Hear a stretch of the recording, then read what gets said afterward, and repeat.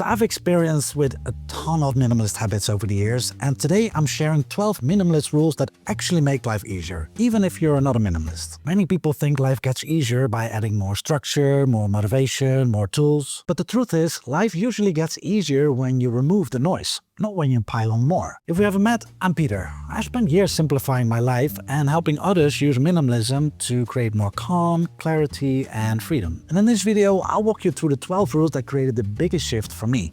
Because for years, I woke up overwhelmed and thought that was normal. Maybe you can relate. Too many tasks, too much stuff, too much mental clutter. But the moment I removed things instead of adding more, everything changed. And these rules are the ones that made it happen. The 2-minute rule.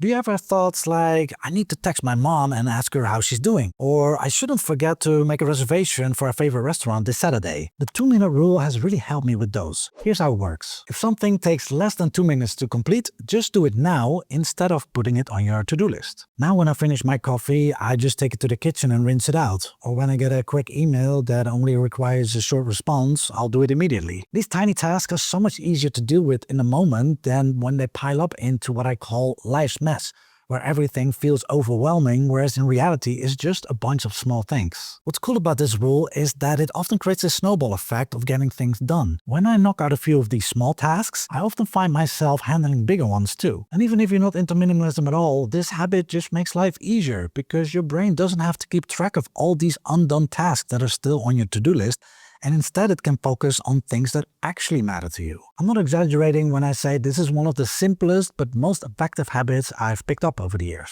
Let me just put on this jumper or sweater, I don't know how you call this, because it's getting cold here. Alright, good to go I think.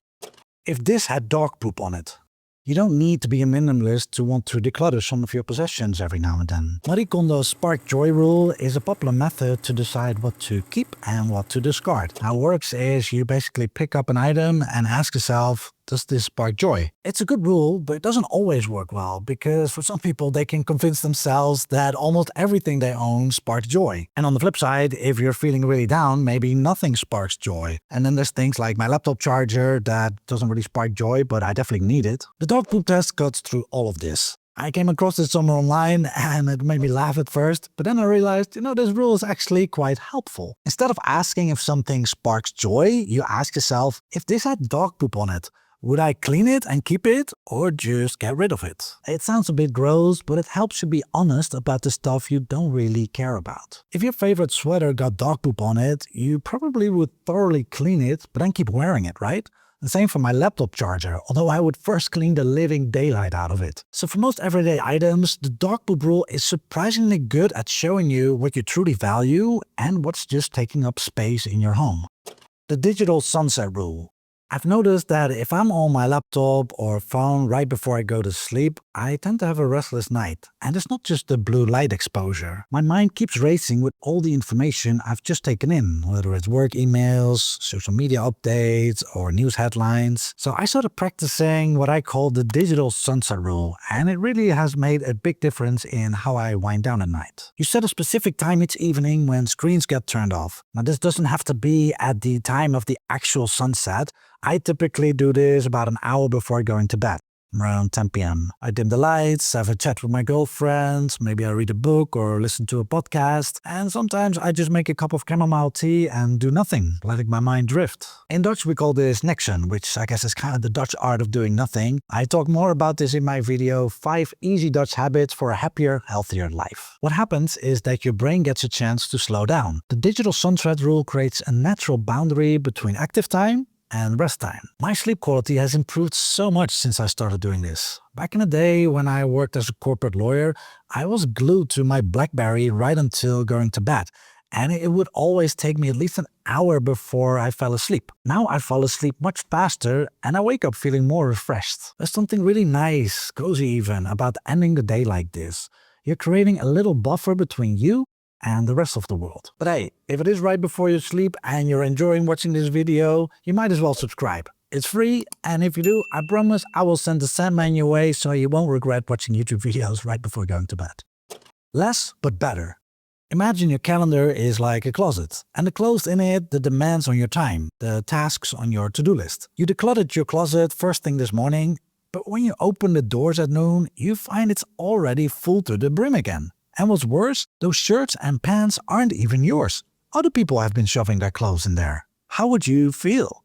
And what if this happened not just once, but every single day? For many people, this is what their daily life looks like. How many times have you started your workday organized, you've written out your schedule, yet by 11 a.m. you were already behind or completely off track? That's because new demands on our time are coming at us constantly, filling up the closet of our lives, which leaves us feeling overwhelmed and stressed. So the question is, how can you take back control? The first thing to accept is that yes, you can do anything, but you can't do everything. There just isn't enough time, because whenever you say yes to one thing, you're also saying no to 10 other things you could be doing in that same time frame. By being intentional about how you spend your days, you're working on things that actually move the needle. So you may be doing less, but you're doing it better. You can apply the same rule to the stuff you own. In my case, I don't have a closet full of clothes that are just okay. I have fewer pieces, but they fit well, they last longer, and actually make me feel good when I wear them. Want what you already have.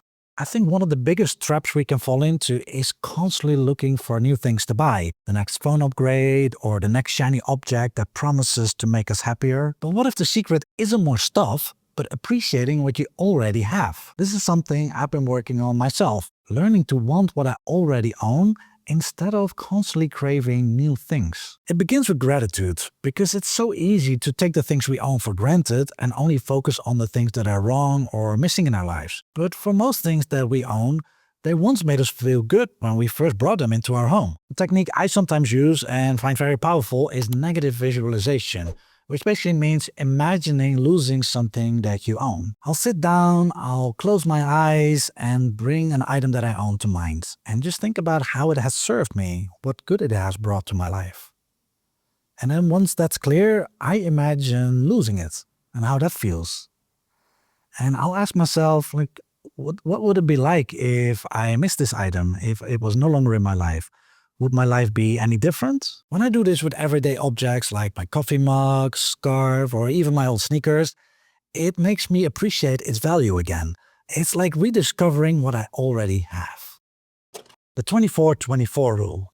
Do you ever walk into a store for one thing, but then you walk out with 2 full bags? This is where the 24-24 rule comes in. This rule has saved me from so many impulse buys. Here's how it works. Whenever you're tempted to buy something on an impulse that costs more than $24, whether that's in a physical store or online, wait 24 hours before making the purchase. It's that simple.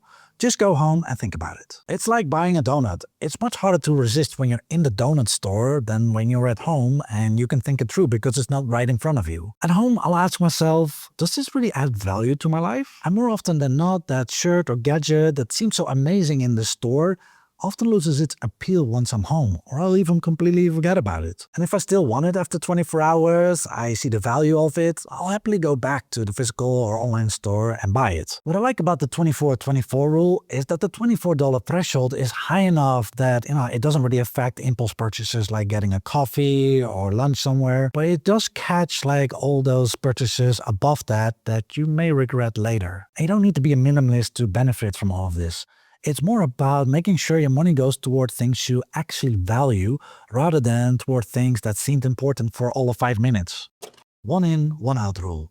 If you're not a minimalist, but you want to keep the amount of stuff you own under control, the 1 in, 1 out rule is your friend. The rule is simple. Whenever you want to bring something new into your home, you first have to get rid of something old, something you already own. Buy a new pair of jeans? Donate an old pair. And when you want to buy a new pen because the old one is showing cracks, let go of the old one when you buy the new one and don't keep it around just in case. What you let go of has to be a similar item.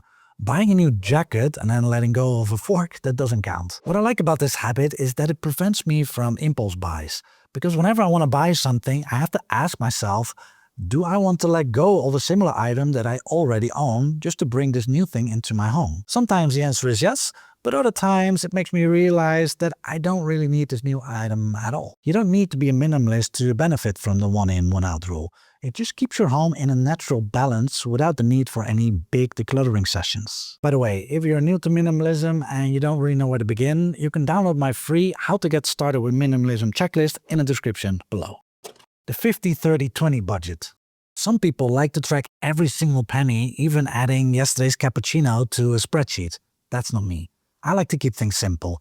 But at the same time, I do like to have a broad idea of where my money goes. And the 50-30-20 rule is one of those simple frameworks that can transform your finances if you don't want to track every single penny. The idea is simple. Allocate 50% towards your fixed expenses like rent, mortgage, utilities, 30% towards things like entertainment or travel, and 20% toward building a financially secure future. So that's savings and investment funds, emergency funds, paying off debt. And these are not hard fixed percentages. Especially in these times, it may be hard to allocate 50% of your income to your needs, your fixed expenses, because a lot of people, including myself, are dealing with the increased cost of living. But the 50-30-20 budget can still be something to aspire to use as a North Star.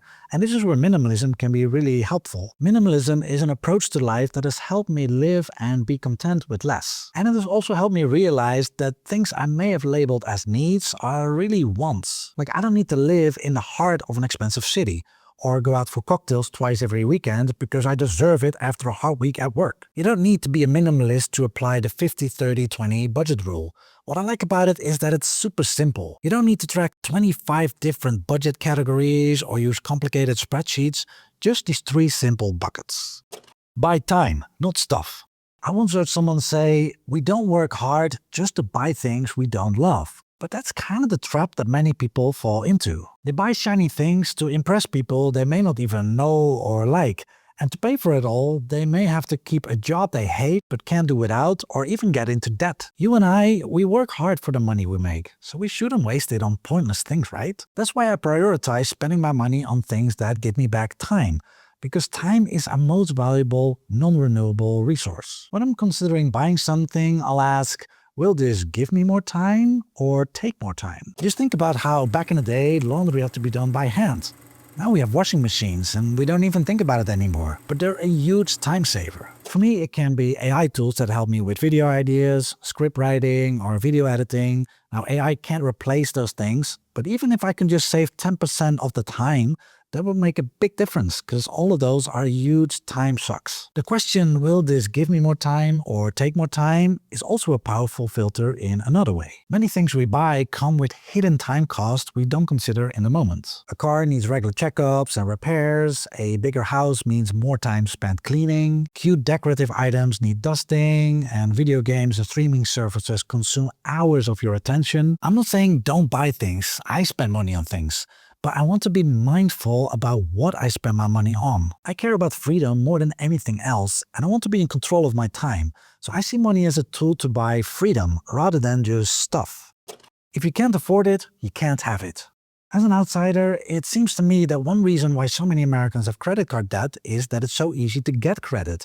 My friends in the US tell me that they just get credit cards sent in the mail from random companies, unsolicited. In the Netherlands, where I'm from, most people pay for things with their debit card, using money that's actually in their bank account. I have a credit card, but I only use it when I have no other option, which usually is when I travel internationally, like when I need to book a hotel or rent a car. And I get no points or benefits whatsoever for using my credit card. That really sucks. Like, that's something I think is quite great about the American system. If you can be smart with your credit card, you can really max out on points and, get free flights and stuff.